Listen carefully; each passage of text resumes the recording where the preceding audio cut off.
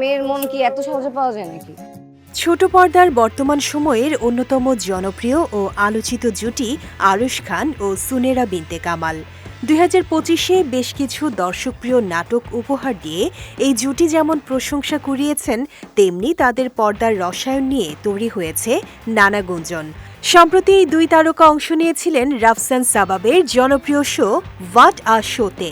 সেখানে আড্ডায় উঠে আসে তাদের ব্যক্তিগত জীবন, কাজ এবং একে অপরের প্রতি ধারণা। এক ভিডিওতে দেখা যায় আরশ খান গাছে বসে আছেন, নিচে সুনেরা সহ অন্যান্য কলাকুশলী। এ নিয়ে সঞ্চালকের প্রশ্নে সুনেরা হাসি মুখে জানান, এটি ছিল আরশের জন্য এক ছোটখাটো শাস্তি।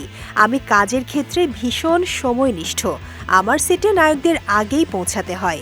আরশকে আগেই সতর্ক করেছিলাম, তাও সে 5 মিনিট দেরি করে এসেছিল, তাই ওকে শাস্তি হিসেবে গাছে উঠিয়ে দিয়েছিলাম।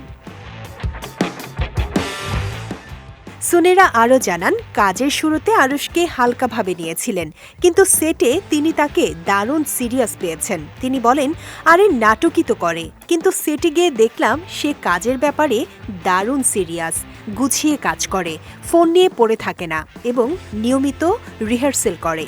শুরুর কাজগুলোতে আরশ ভদ্র ছিলেন, এখনও সিরিয়াস থাকলেও অনেক দুষ্টুমি করেন। বর্তমানে আরশ সুনেরা দেশের ছোট পর্দার জনপ্রিয় রোমান্টিক জুটি। সম্প্রতি তাদের একটি অন্তরঙ্গ ছবি সামাজিক মাধ্যমে প্রকাশ্যে এলে ব্যাপক আলোচনা ও সমালোচনা হয়।